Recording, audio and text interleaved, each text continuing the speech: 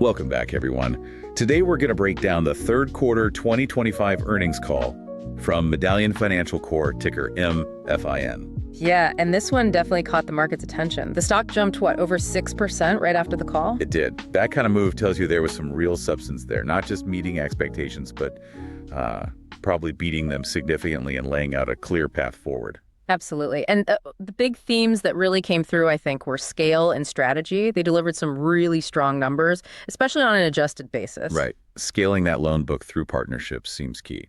Exactly. And strategically cleaning up the capital structure.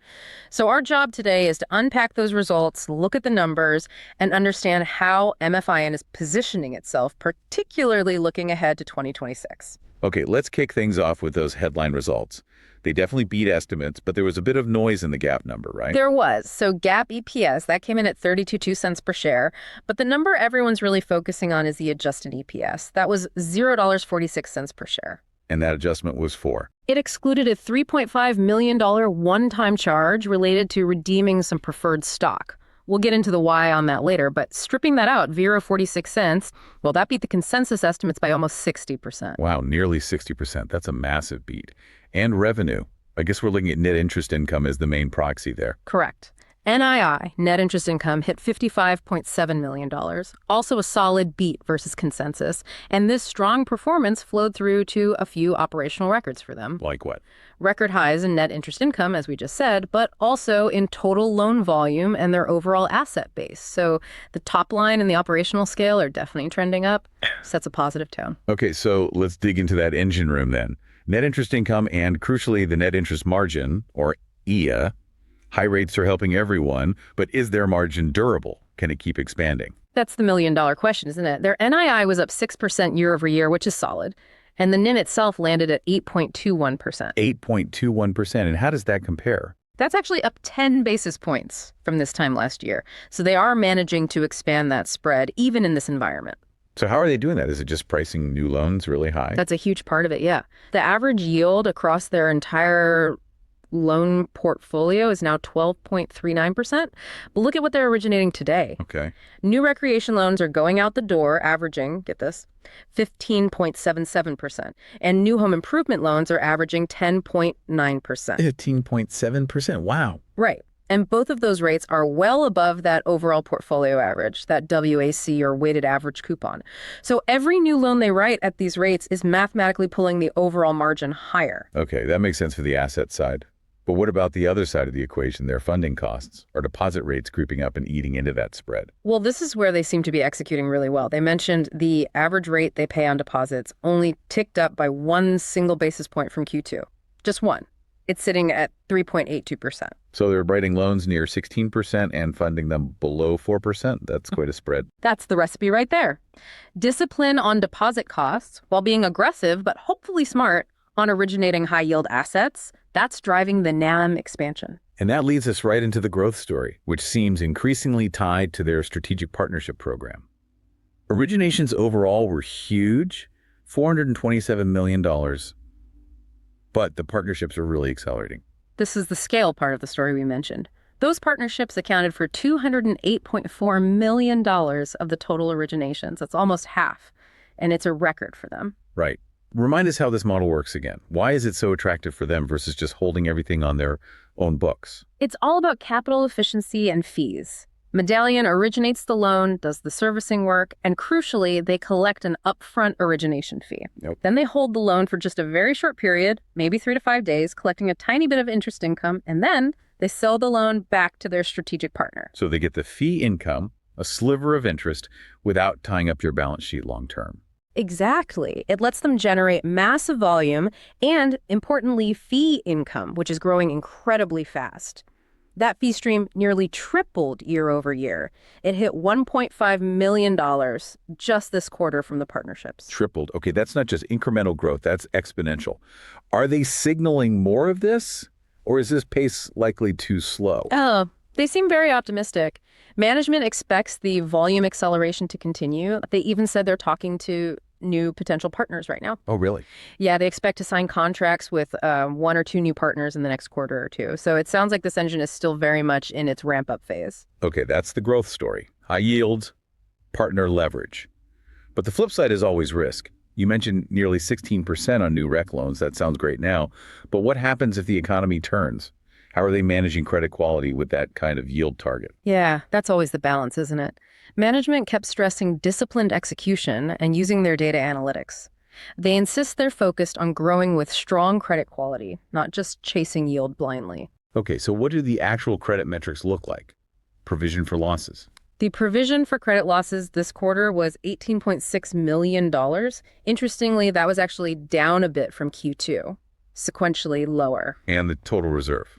The allowance for credit losses, the ACL. That increased. The ACL is now up to 5.90% of loans. So while the quarterly charge was down slightly, the overall cushion they've built for future potential losses has gone up. They're saying that reflects sort of the expected seasonal patterns and the general economic outlook. So reserving prudently.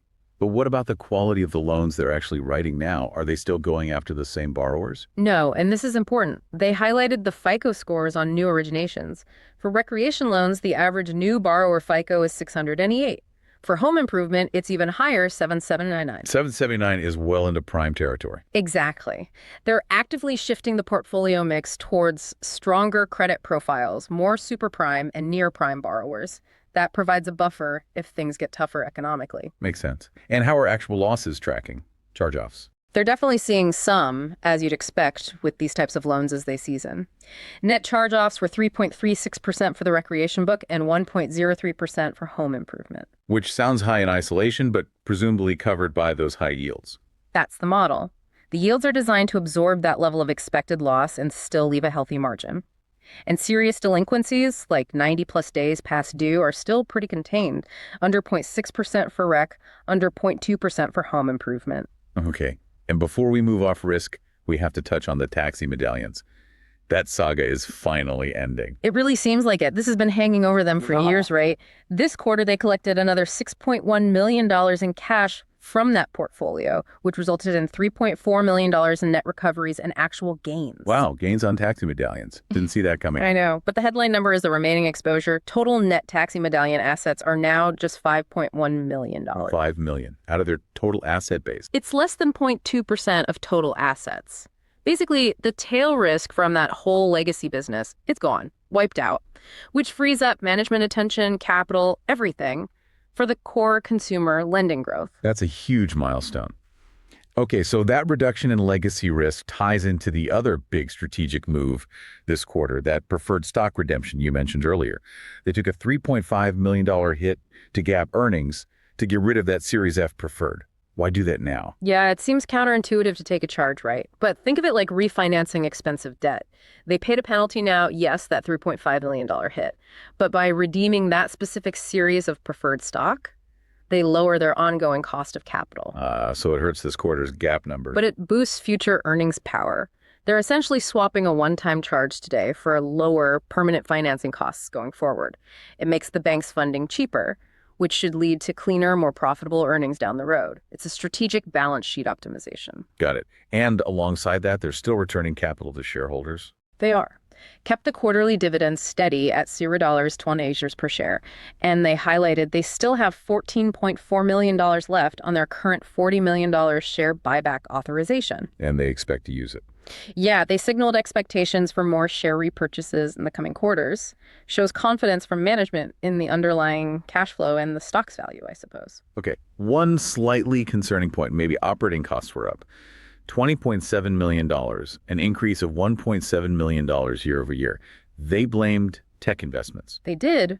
Management framed it as strategic spending on technology, specifically upgrading their servicing platform and building out more customized self-service capabilities for borrowers. Like the classic investing for efficiency line. It sounds good, but when does that efficiency actually show up on the bottom line to offset that $1.7 million increase? It's easy to spend on tech. That's a totally fair question. The promise is that these upgrades will automate more tasks, improve the customer experience, and ultimately reduce the need for manual intervention, lowering costs in the long run. But you're right, the proof will be in the pudding. We'll need to watch operating expenses in Q4 and into 2026 to see if that operational leverage actually materializes.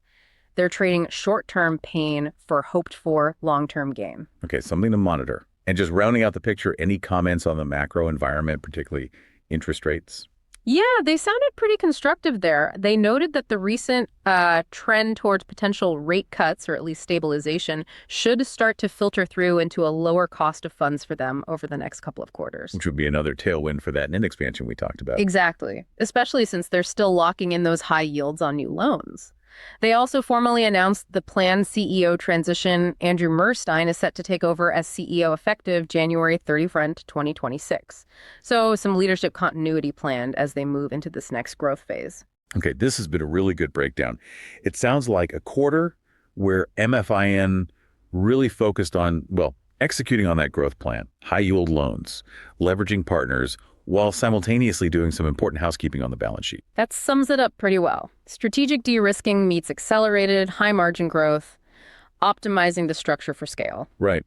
Which brings us to everyone's favorite segment. This is the not financial advice segment. Let's be absolutely clear. Crystal clear. This is purely for discussion, entertainment, maybe sparking an idea.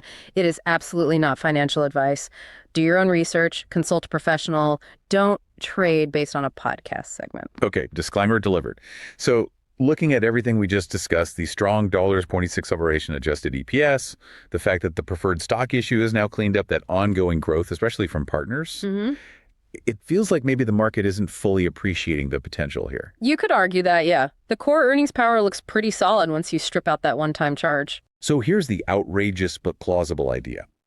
You could consider a long position in MFIN equity. Standard enough, but maybe. Layer on some leverage. Perhaps buying some longer-dated call options, say 12 months out. Okay, so a levered bet on the upside. What's the specific rationale there? Why the options? The rationale hinges on valuation. Their adjusted tangible book value per share. Probably the best measure for a company like this climbed nicely year over year. It's now $11.64. Right, up from about $10.17 a year ago. Solid growth in book value. But the stock often trades at a discount to that book value. The bet, the outrageous part, is that the market is forced to rapidly re-rate the stock closer to, or maybe even above, that tangible book value. And the catalyst for that re-rating would be? Continued acceleration in those high-margin, capital-light strategic partnership originations through 2026. If they keep putting up numbers like $200 million plus per quarter from partners, proving the model is scalable and sustainable. Then the cleaner earnings stream, without the preferred drag, gets valued more highly, closing that discount to book. Exactly. The options provide the leverage if that re-rating happens relatively quickly, as the partnership story becomes undeniable. It's a bet on scale recognition and the market rewarding the cleaner capital structure. A scale and value play, essentially. Using the operational momentum and the balance sheet cleanup as the catalysts to unlock that tangible book value. Plausible, certainly outrageous depending on your risk tolerance. Definitely one requiring caution. All right, that wraps up our deep dive into Medallion Financial's Q3 call. A really strong quarter overall, focused on that high-yield growth engine, keeping credit disciplined, and significantly de-risking the balance sheet. Yeah, the key takeaway is that strategic focus on building scale through partners while creating things up.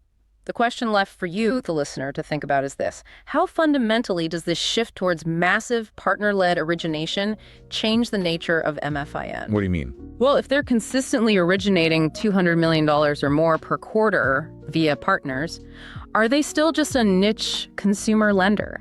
Or are they transforming into something more like a large-scale financial technology platform, providing origination and servicing as a service? Does that change the risk profile, the valuation multiple it deserves?